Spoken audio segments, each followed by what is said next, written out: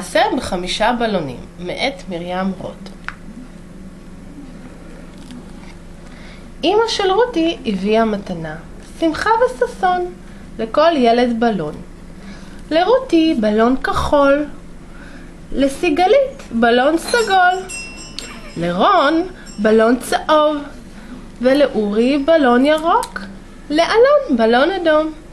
כל הילדים וכל הבלונים יצאו לטיול. אורי שמח, רץ וקפץ וזרק את הבלון הירוק למעלה.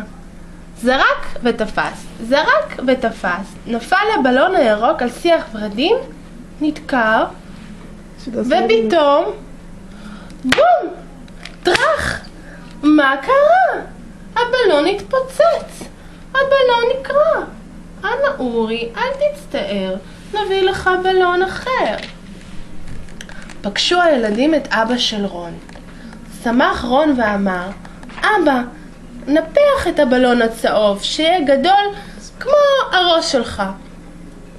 גדול כמו השמש. אבא ניפח את הבלון, ניפח וניפח, ניפח וניפח. ופתאום, בום! טרח! מה קרה? הבלון התפוצץ, הבלון נקרע. אל תצטער רוני רון, זה סופו של כל בלון. פגשו הילדים את מיצי, מיאו, חתולתולה של סיגלית. התכופפה סיגלית, רצתה ללטף את מיצי. חטפה מיצי את הבלון הסגול של סיגלית, גלגלה ותפסה, שרתה את הבלון בציפורניה, ופתאום, בום, טרח, מה קרה? הבלון התפוצץ, הבלון נקרע. אל תצטערי סיגלית, כך קרה גם לרון, זה סופו של כל בלון. הבלון הסגול התפוצץ, הבלון הצהוב התפוצץ, וגם הבלון הירוק. נשארו רק 2 בלונים, בלון כחול לרותי ובלון אדום לאלון.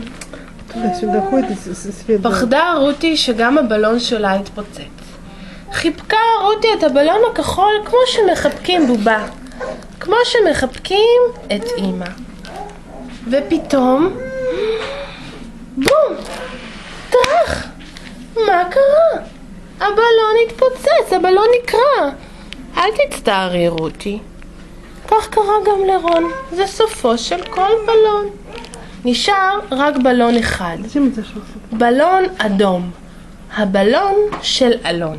פתאום נשבה רוח חזקה, חטפה את הבלון האדום, העיפה אותו למעלה עד העננים. אלון נפנף בידיו וקרא, שלום בלון אדום. עמדו ילדים, נפנפו בידיים וקראו בקול אל השמיים, שלום בלון אדום, שלום.